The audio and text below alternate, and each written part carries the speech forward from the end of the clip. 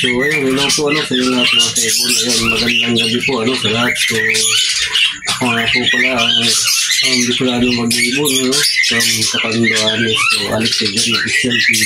So mga kaibon, pag-uusapan natin ngayon is kung ano nga ba yung mga posibleng dahilan kung bakit nananamlay yung mga ibon, especially sa mga finches.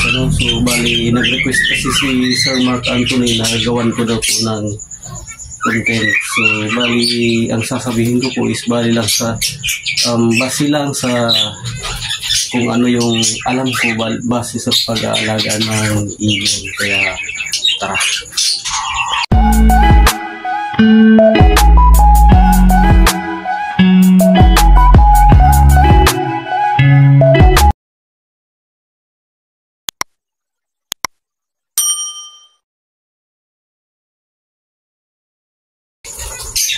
So yan mga kaibon, yung mga ibon ko kasi dito mga kaibon, hindi lang sa finches. So ang unang ginagawa ko niyan, ino-observe ko muna yung ibon. So balik chine-check ko muna yung kalagayan ng ibon para mahanap yung yung posibleng dahilan kung bakit nananamlay yung ibon. So bali, ang unang tinitingnan ko dyan yung dito sa may bandang dito sa may pakpak niya, baka sipon.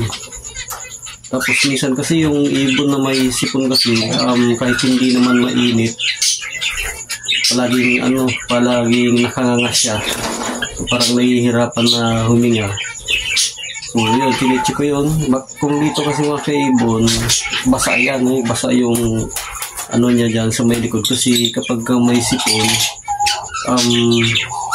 kala mo natutulog lang yung ibon, tapos parang nakabukagkag yung mga balahibo niya. So akala mo natutulog lang yung ibon, yun pala may sipon, kaya nakasiksik dito yung ulo niya. So kapag may sipon, nababasa yan. Tapos ang isang dahilan pa niyan is yung tinitingnan ko dun is yung yung puwitan. Baka kapag kasi yun, kapag basa sa po yan na nagtataih yung ibon. So mahirap yun, napakahirap ng ibon na na nagtataih. Napakahirap gamutin nun. So madali lang naman yan madali lang naman natin yung malalaman nagtataih kasi basa yung puwitan niya. Tapos tingnan yung flowing nung tulungan ng ibon kasi hindi normal yung poop niya or yung ipot na nilalabas niya. So napakalambot nung ipot na nilalabas nila. And then isa pa sa sa naging dahilan kung bakit nananamlay, lalo na yung mga finches na nandito sa breeding cage. Bali, ginagamit natin na pang breed. So minsan kasi yan makikita natin yung ibon, minsan nasa flooring na sila. So minsan nahihirapan silang lumipad. So baka egg bind. So na-check naman natin yung yung pakpak, tapos yung kita niya, tapos hindi naman basa. Tingnan nyo kung pili lang hawakan nyo maka-egg bind. Kasi kadalasan kasi nagkaka-egg bind yung mga nagbinibreed natin na ibon lalo na yung mga breeding cage na ginagamit natin is yung hindi sakto sa laki kumbaga yung maliit masyado para doon sa normal na sukat ng breeding cage. Kasi kagaya dito sa akin, medyo maliit lang yung espasyo ng ibunan ko, kaya yung ibang breeding cage dito is mga maliliit. So bali, isa din yun mga kaibon kung bakit nananamlay yung ibon. So last na video, bali dalawang bisis ko na ata na ginawa ng video yung kung paano i-fix yung egg bind. So yung una, nailabas ko din naman yung yung itlog.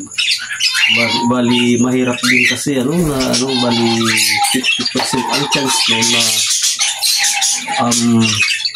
nailabas natin yung itlog, kasi 50% din ang chance din na namamatay. So bali yung pangalawang video ko nga doon, society finches din yun.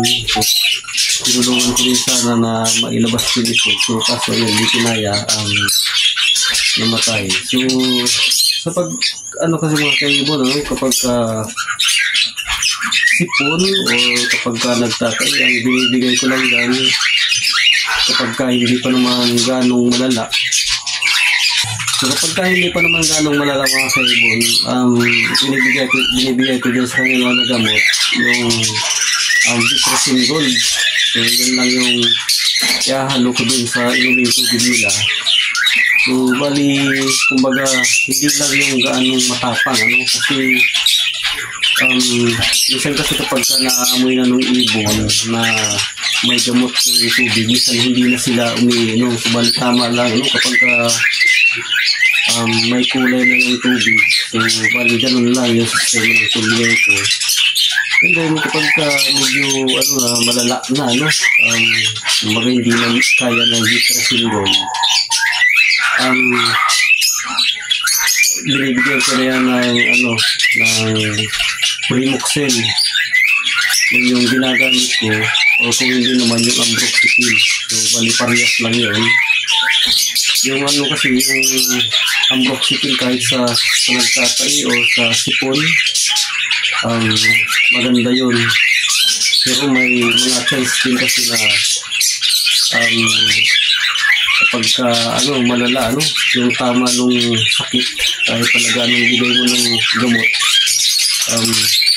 yung talaga, namamatay talaga yung ibon kapag hindi naagapan. And then, ang isa pang dahilan yun, mga kaibon, so, una, sinabi ko is yung sipon, o yung nagtatay. Pangatlo, yung egg bag, so bali pang apat na dahilan yan, yung pabago-bagong sistema ng panahon. Minsan napakalamig, tapos minsan naman may chance na napakainit, tapos maya uulan. So kumbaga naninibago yung ibon doon sa klima, kaya ayun, minsan makikita mo is parang nasa perch lang palagi, parang hindi gumagalaw. Tapos minsan makikita mo yan nasa flooring ng kung sa ganitong page, makikita mo yan nandiyan lang sa flooring. So ayan, kung agapan mo na, ilagay mo na sa hospital page, bigyan mo na ang gamot.